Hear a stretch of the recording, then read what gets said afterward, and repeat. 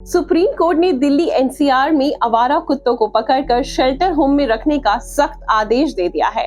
Court ने कहा है कि अब भावनाओं का समय नहीं बल्कि सुरक्षा के लिए हमें कार्रवाई करनी जरूरी है। 2024 में करीब 37 लाख लोगों के डॉग बाइट का शिकार हुए हैं, ये आंकड़े सामने आए हैं। कुछ ऐसे आंकड़े हैं जो अभी भी प्रॉपर सामने नहीं आ पाते, तो आप सोचिए संख्या कितनी ज्यादा होगी। आए दिन वीडियो सोशल मीडिया पे वायरल हो रहे हैं जिसमें आप देख सकते हैं कि खासकर बच्चे बुजुर्ग सबसे ज्यादा प्रभावित हो रहे हैं। सुप्रीम कोर्ट ने दिल्ली, नोएडा, गाजियाबाद, गुरुग्राम सहित पूरे राष्ट्रीय राजधानी क्षेत्र से आवारा कुत्तों को जल्द से जल्द पकड़ने और पुनर्वास के लिए शेल्टर होम बनाने का कड़ा निर्देश दिया है। पकड़े गए कुत्तों को फिर से सड़क पर नहीं छोड़ा जाएगा, ये भी सुनिश्चित करने को कहा है। और देखिए आवारा कुत्तों पर सुप्रीम कोर्ट का नया निर्देश क्या है।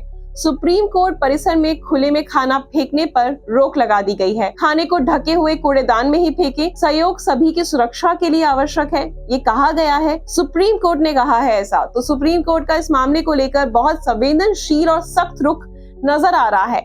आवारा कुत्तों पर सुप्रीम कोर्ट के निर्देश पर राहुल गांधी ने पोस्ट भी किया है। कहा है कुत्तों को हटाना समाधान नहीं, क्रूरता है। नसबंदी, वैक्सीन, देखभाल, इस समस्या का हल मुमकिन है, ये राहुल गांधी मानते हैं। जन सुरक्षा और पशु कल्याण के साथ साथ चल सकते हैं, ऐसा राहुल गांधी जी ने कहा है।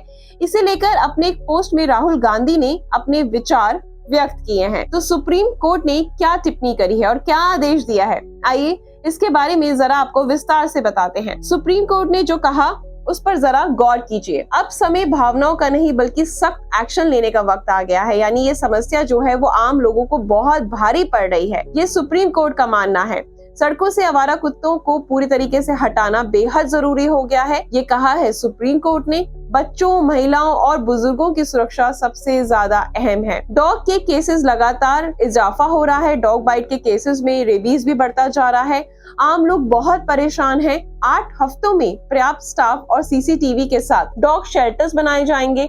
8 हफ्तों का वक्त दिया गया है ताकि आवारा कुत्तों के लिए शेल्टर्स बनाए जाएं और इन सभी आवारा कुत्तों को पूरे दिल्ली एनसीआर के कुत्तों को डॉग शेल्टर्स में शिफ्ट किया जाएगा। 6 हफ्तों में 5000 कुत्तों को पकड़ने का अभियान भी शुरू करेंगे। यहाँ पर सुप्रीम कोर्ट एक लिमिट भी तय करता हुआ नजर आ रहा है। आदेश दिया गया है कि दिल्ली, नोएडा, गुरुग्राम में पकड़े गए कुत्तों का पूरा रिकॉर्ड भी मेंटेन किया जाएगा। 1 हफ्ते में डॉग बाइट और रेबीज के लिए हेल्पलाइन बनाई जाएगी।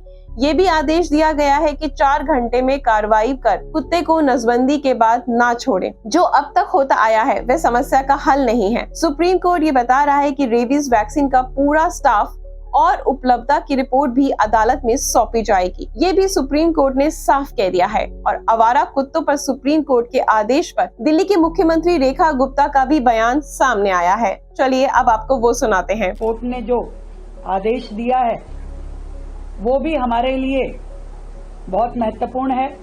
हमारा एक ही ध्येय है, दिल्ली की जनता को राहत देना।